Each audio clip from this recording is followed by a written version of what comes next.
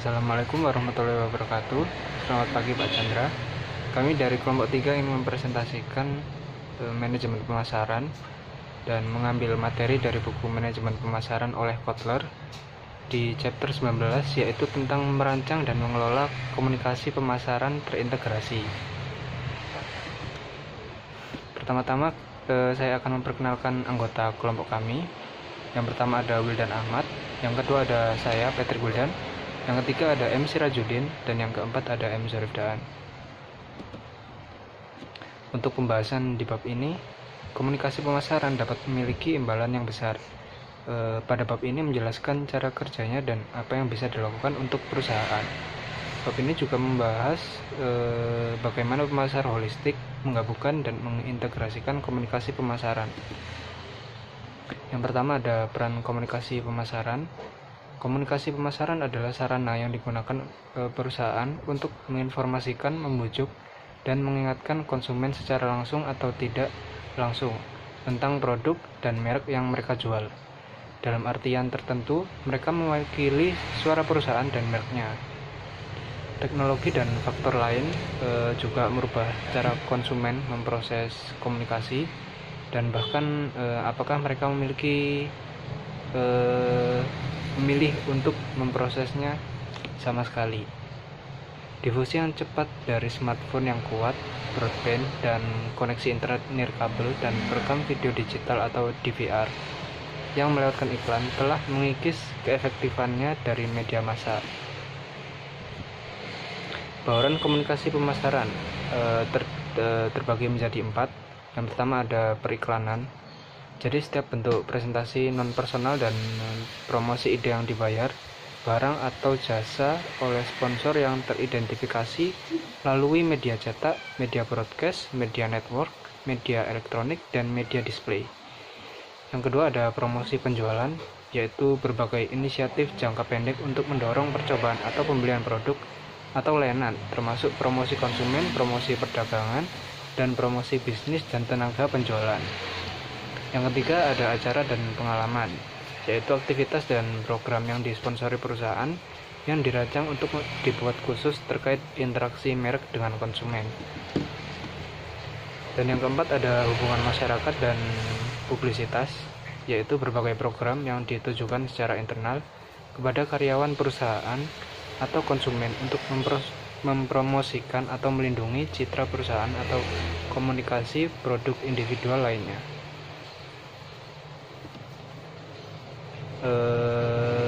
Selanjutnya akan dilanjutkan oleh rekan saya. Terima kasih. Selanjutnya bauran komunikasi pemasaran. 5. Pemasaran online dan media sosial, aktivitas dan program online yang dirancang untuk melibatkan pelanggan atau prospek dan secara langsung atau tidak langsung meningkatkan kesadaran, meningkatkan citra, atau memperoleh penjualan produk dan layanan.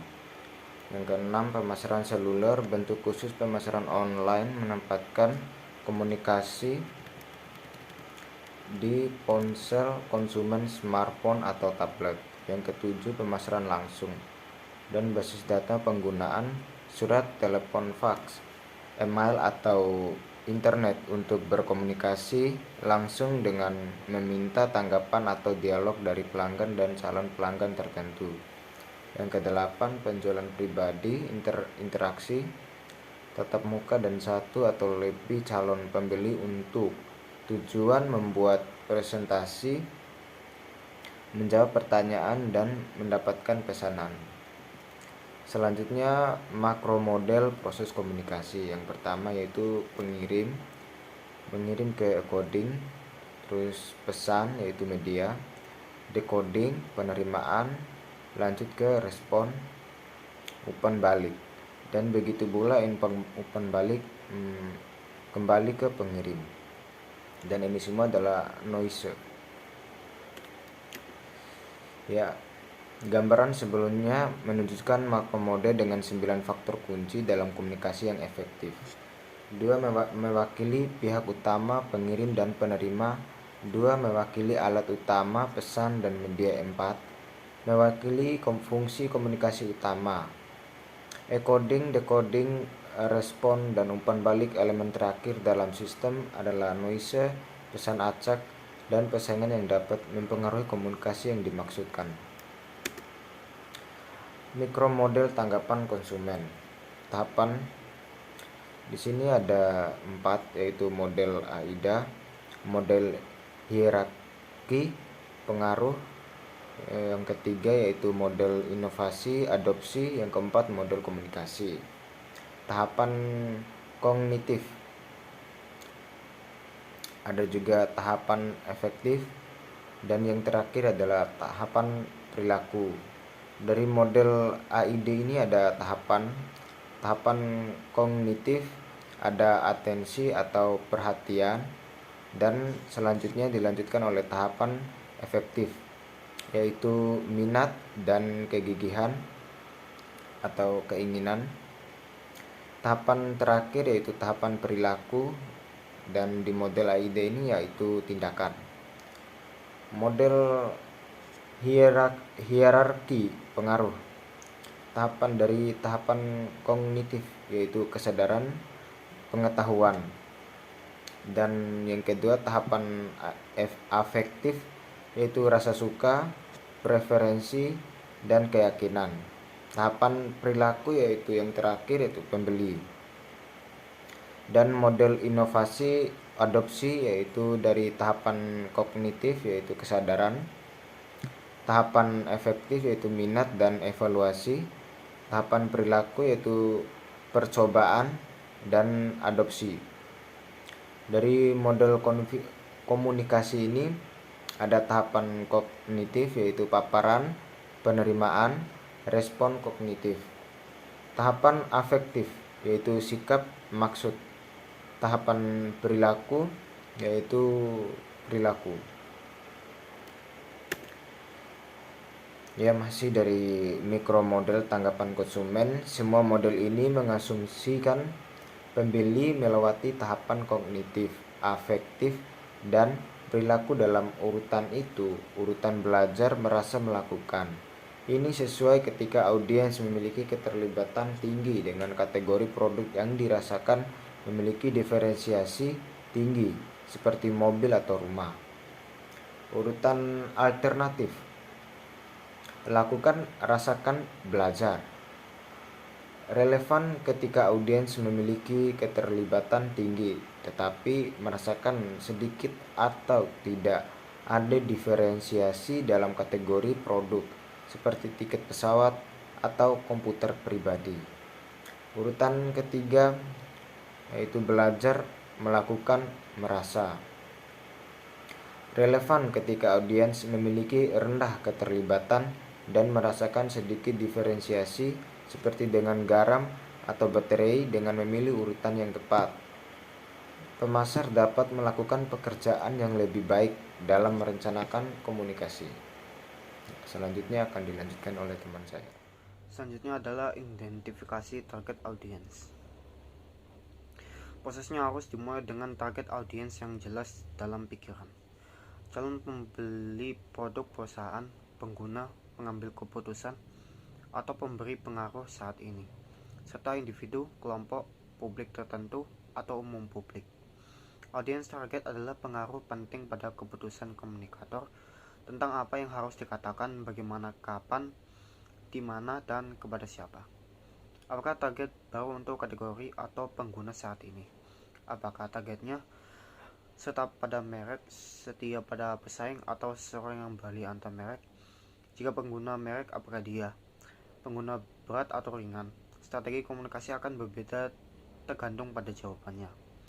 Kamu juga dapat melakukan gambar analisis dengan membuat profil audiens target dalam hal pengetahuan merek. Selanjutnya beberapa tetapkan tujuan komunikasi. Yang pertama ada tetapkan kebutuhan akan kategori. Menetapkan kategori produk atau layanan yang diperlukan untuk menghapus atau memuaskan perbedaan yang dirasakan antara keadaan motivasi saat ini dan keadaan motivasi yang diinginkan. Yang kedua adalah membangun kesadaran merek. Mendorong kemampuan konsumen untuk mengenali atau mengingat merek dengan cukup detail untuk melakukan pembelian.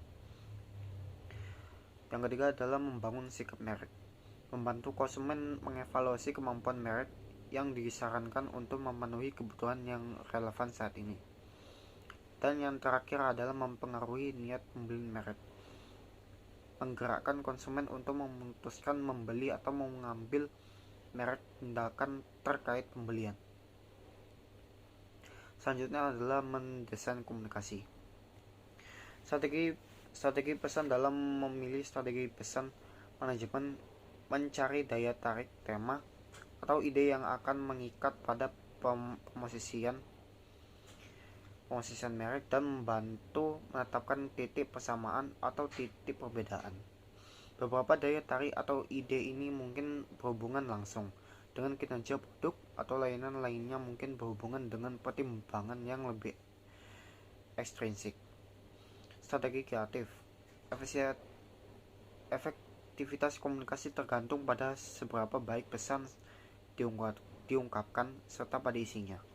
Jika komunikasi tidak efektif, itu mungkin berarti pesan yang salah digunakan atau diekspresikan dengan buruk. Strategi kreatif adalah cara pemasar menerjemahkan pesan mereka ke dalam komunikasi tertentu. Kami secara luas dapat mengklasifikasikannya sebagai daya tarik informasional atau transformasional. Sumber pesan. Penelitian telah menunjukkan bahwa kredibilitas sumber sangat penting untuk penerimaan pesan. 3 sumber kredibilitas yang paling sering diidentifikasi adalah kalian, dapat dipercaya, dan disukai. Kalian adalah pengetahuan khusus yang dimiliki komunikator untuk mendukung klaim tersebut. Kepercayaan menggambarkan bagaimana objek dan jujur sumbernya dianggap. Disukai menggambarkan daya tarik sumber diukur dalam hal keterus-terangan, humor, dan kalamian. Selanjutnya adalah pilih saluran komunikasi. Saluran komunikasi pribadi memungkinkan 2 atau lebih orang berkomunikasi tatap muka atau orang ke audiens melalui telepon, surat permukaan, atau email.